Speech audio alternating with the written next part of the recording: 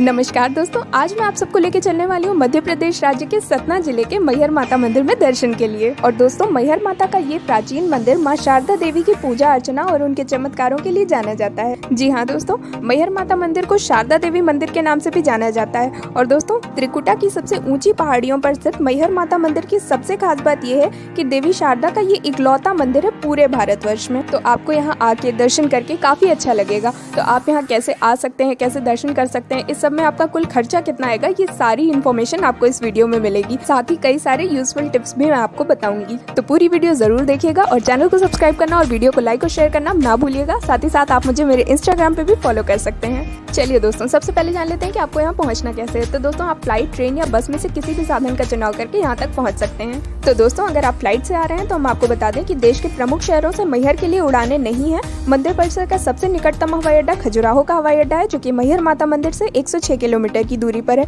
और इसका दूसरा जो निकटतम हवाई अड्डा है वो है जबलपुर का हवाई अड्डा, जो कि 145 किलोमीटर की दूरी पर है। तो आप इन दोनों में से किसी भी हवाई अड्डे तक आ सकते हैं और हवाई अड्डे से आप राज्य परिवहन की बसों से यात्रा करके मैहर तक पहुँच सकते हैं। और दोस्तों, जो हमारा दूसरा विकल्प है वो है ट्रेन। तो अगर आप ट्रेन के माध्यम से आने की योजना बना रहे हैं तो हम आपको बता दें कि मैहर ट्रेन के माध्यम से देश के विभिन्न शहरों से अच्छी तरह से जुड़ा हुआ है। और मैहर का अपना रेलवे स्टेशन है। रेलवे स्टेशन से आप यहाँ के स्थानीय साधनों की मदद से मैहर माता मंदिर तक पहुँच जाएंगे। और दोस्तों, बात करें अगर हमारे तीसरे विकल्प की, जो है बाई रोड, तो हम आपको बता दें कि मैहर शहर सड़क मार्ग के माध्यम से आसपास के शहरों से अच्छी तरह से जुड़ा हुआ है, जिसकी वजह से मैहर माता मंदिर तक सड़क मार्ग से जाने में आसानी होती है। और अगर आप यहाँ बस से आ रहे हैं तो आपको यहाँ मैहर बस स्टेशन पे उतरना होगा और बस स्टेशन पे उतरने के बाद आप यहाँ स्थानीय साधनों की मदद से मंदिर तक का सफर तय कर सकते हैं। चलिए दोस्तों, मैहर पहुंचने के बाद सबसे पहले आपको अपने रहने के लिए एक होटल देखना है। तो हम आपको बता दें कि यहाँ पे आपको लो बजट से लेकर लग्जरी होटल्स तक आराम से मिल जाएंगे, जो कि आप अपनी सुविधा अनुसार ले सकते हैं। और दोस्तों, यहाँ पे मेरा सजेशन आपको ये रहेगा कि या तो आप अपना होटल रेलवे स्टेशन के 1-1.5 किलोमीटर के रेडियस में लीजिए, या फिर आप अपना होटल मंदिर रोड पे भी ले सकते हैं।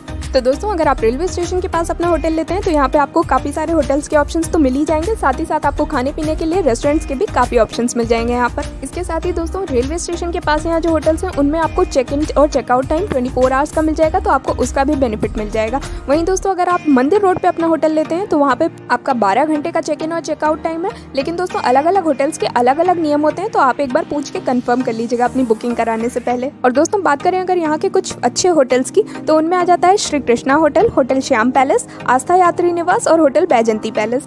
और दोस्तों, मैहर में अगर होटल्स के कॉस्ट की बात की जाए तो आपको 500-600 से स्टार्टिंग करके 4000 तक के होटल्स यहाँ आराम से मिल जाएंगे। आप अपनी बजट और आवश्यकता के अनुसार इनमें बुकिंग करा सकते हैं। और दोस्तों, बात करें अगर हम यहाँ खाने की, तो खाना आपको यहाँ बहुत ज़्यादा कॉस्टली नहीं पड़ने वाला है। 100 से 150 के बीच आपको वेज थाली यहाँ आराम से मिल जाएगी। इसके अलावा दोस्तों, आप अगर चाहें तो यहाँ मंदिर परिसर के पास बने अन्नकूट प्रसादालय में जाकर भी भोजन कर सकते हैं। यहाँ पे आपको साफ सुथरा पौष्टिक भोजन मिल जाएगा खाने के लिए, जिसके लिए आपको मात्र 15 रुपए देने होंगे। चलिए दोस्तों, अब जान लेते हैं कि आपको मंदिर तक पहुँच के दर्शन कैसे करने हैं। तो दोस्तों, अगर आप स्टेशन के पास किसी होटल में रुके हैं तो स्टेशन से मंदिर तक की दूरी 4 से 5 किलोमीटर की। आपको यहाँ से ईजिली ऑटो मिल जाएगा, जो कि आपसे 20 रुपए लेके आपको मंदिर तक छोड़ देगा। और दोस्तों, यहाँ पहुँचने के बाद आप माँ शारदा प्रवेश द्वार से जैसे ही आगे बढ़ेंगे, आपको यहाँ काफी सारी दुकानें देखने को मिल जाएंगी, जहाँ से आप प्रसाद ले सकते हैं और आपको अपने जूते चप्पल भी यहीं उतार देने होंगे। और दोस्तों, अगर आप यहाँ मुंडन या कथा आदि भी कराना चाहते हैं तो उसके लिए भी यहाँ पे अरेंजमेंट है, जिसके अलग अलग चार्जेस हैं। चलिए दोस्तों, यहाँ से आपको माता का जयकारा लगाते हुए आगे बढ़ना है और आगे आपको एक काउंटर मिल जाएगा, जहाँ पे आपकी थर्मल स्क्रीनिंग की जाएगी और यहीं पे आपका विजिटर पास भी बनाया जाएगा, क्योंकि दोस्तों इस समय कोविड के चलते यहाँ मंदिर में एक बार में बहुत ज्यादा लोगों को एंट्री नहीं दी जा रही है। और दोस्तों, अगर आप चाहें तो ये विजिटर पास आप ऑनलाइन भी बनवा सकते हैं, आपकी स्क्रीन पे दी गई इस वेबसाइट पे जाके। और दोस्तों, यहाँ पे मैं आपको बता दूं कि ऑनलाइन या ऑफलाइन जिस भी माध्यम से आप अपना विजिटर पास निकलवाते हैं, दोनों ही केसेस में आपको अपना आधार कार्ड अपने पास रखना है, जो कि एंट्री के टाइम पे आपसे चेक भी किया जा सकता है। और दोस्तों, यहाँ से आगे बढ़ के आपको मंदिर तक की चढ़ाई प्रारंभ करनी है। और अगर आप पैदल ये चढ़ाई चढ़ना चाहते हैं तो मैहर माता मंदिर में 1063 सीढ़ियाँ बनी हुई हैं, जिनसे चढ़कर भक्तगण माता रानी के मंदिर तक पहुँच सकते हैं। और दोस्तों, यहाँ बीच बीच में विश्राम स्थल भी बनाए गए हैं, जहाँ आप रुक के थोड़ी देर बैठ के और फिर अपनी चढ़ाई कंटिन्यू कर सकते हैं। और दोस्तों, मंदिर तक पहुँचने का जो आपका दूसरा विकल्प है वो है रोपवे का। और दोस्तों, सोमवार से रविवार तक प्रतिदिन सुबह 6:30 बजे से शाम 7 बजे तक आपको ये सुविधा यहाँ पे उपलब्ध हो जाएगी। और बात करें अगर रोपवे के टिकट की कॉस्ट की तो 118 रुपये में आपका राउंड ट्रिप का टिकट बन जाएगा। और अगर आप सिर्फ एक साइड का टिकट लेना चाहते हैं तो 83 रुपये का आपका एडल्ट्स का टिकट बन जाएगा और 71 रुपये का आपका बच्चों का टिकट पड़ेगा। और दोस्तों अगर आप चाहें तो आप अपनी स्क्रीन पे दी गई इस वेबसाइट पे जाके अपना रोपवे का टिकट ऑनलाइन भी बुक कर सकते हैं। और इसके अलावा दोस्तों जो आपका तीसरा विकल्प है मंदिर तक पहुंचने का, वो है कार का। तो दोस्तों यहाँ पे कुछ कार्स चलती हैं जो आपसे 500 रुपये पर पर्सन तक चार्ज करेंगी और आपको मंदिर तक पहुँचा देंगी। और दोस्तों मंदिर में ऊपर पहुंचने के बाद आपको यहाँ पे आमतौर पे दर्शन की लाइन देखने को मिल जाएगी और आपको लाइन में लग के ही माता के दर्शन करने के लिए जाना होगा। लेकिन दोस्तों हो सकता है कोविड के चलते अगर आप इस समय यहाँ जाते हैं तो आपको बहुत ज़्यादा भीड़ यहाँ देखने को ना मिले और हो सकता है आपको सीधे दर्शन करने का सौभाग्य प्राप्त हो जाए। और दोस्तों ऐसा कहा जाता है कि इस मंदिर की खोज आला और उदल नाम के 2 योद्धाओं ने की थी, जो कि आज भी यहाँ मंदिर में माता के दर्शन और पूजन करने के लिए आते हैं। क्योंकि ऐसा बताया जाता है कि सुबह सुबह जब मंदिर के पट खोले जाते हैं तो मंदिर के फर्श पर जल बिखरा हुआ दिखता है और माता का पूर्ण श्रृंगार किया हुआ होता है और उनके ऊपर फूल अर्पित हुए दिखते हैं। और दोस्तों बात करें अगर मंदिर के टाइमिंग की तो प्रातःकाल 5 बजे से रात के 8 बजे तक ये मंदिर खुला रहता है। लेकिन दोस्तों बीच में दोपहर में 1 से 2 बजे के बीच ये मंदिर बंद रहता है। और अगर आरती के टाइमिंग की बात करें तो पहली आरती यहाँ सुबह 5 बजे होती है और शाम के समय संध्या आरती 7:30 बजे होती है। और दोस्तों मंदिर के अंदर फोटोग्राफी अलाउ नहीं है, तो आप ऐसा करने का प्रयास बिल्कुल मत कीजिएगा।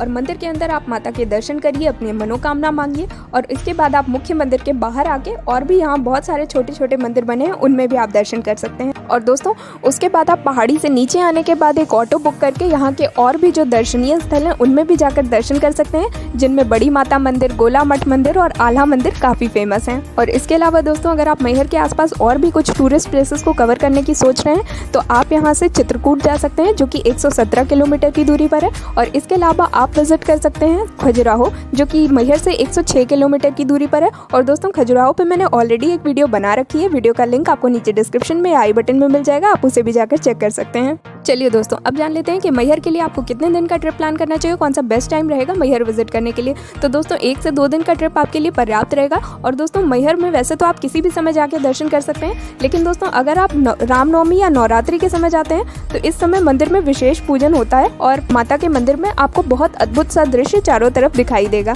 लेकिन दोस्तों इस समय अगर आप जाते हैं तो आपको यहाँ काफ़ी भीड़ देखने को मिलेगी। तो अगर आप भीड़ भाड़ से बचना चाहते हैं तो नवरात्रि को छोड़ के आप किसी भी समय इस मंदिर में जाके दर्शन कर सकते हैं। और दोस्तों बात करें अगर हम बजट की तो मैहर विजिट करने में आपको ऑन एन एवरेज 1800 रुपये प्रति व्यक्ति तक का खर्चा आ जाएगा। लेकिन दोस्तों अगर आप यहाँ मंदिर परिसर के पास बने अन्नकूट प्रसादालय में जाकर भोजन करते हैं तो आपको ये खर्चा और भी कम आने वाला है, क्योंकि यहाँ पे आपको काफ़ी कम रेट में भोजन मिल जाएगा। और दोस्तों इस बजट में मैंने आपके फ्लाइट, ट्रेन या बस की टिकट का खर्चा इंक्लूड नहीं किया है, इसमें मैंने सिर्फ आपके होटल, खाने पीने और लोकल ट्रांसपोर्ट का खर्चा इंक्लूड किया है। तो दोस्तों उम्मीद करती हूँ आपको ये वीडियो पसंद आई होगी। वीडियो पसंद आई है तो एक लाइक तो बनता है ना। और अगर आपके मन में कोई क्वेरी है तो आप मुझे कमेंट करके भी पूछ सकते हैं। इसके साथ ही दोस्तों आप मुझे इंस्टाग्राम पे भी डायरेक्टली मैसेज करके अपनी क्वेरीज पूछ सकते हैं। तो जल्दी ही फिर मिलते हैं अगली वीडियो में एक और नई डेस्टिनेशन के साथ। Till then stay happy, stay fit and keep travelling.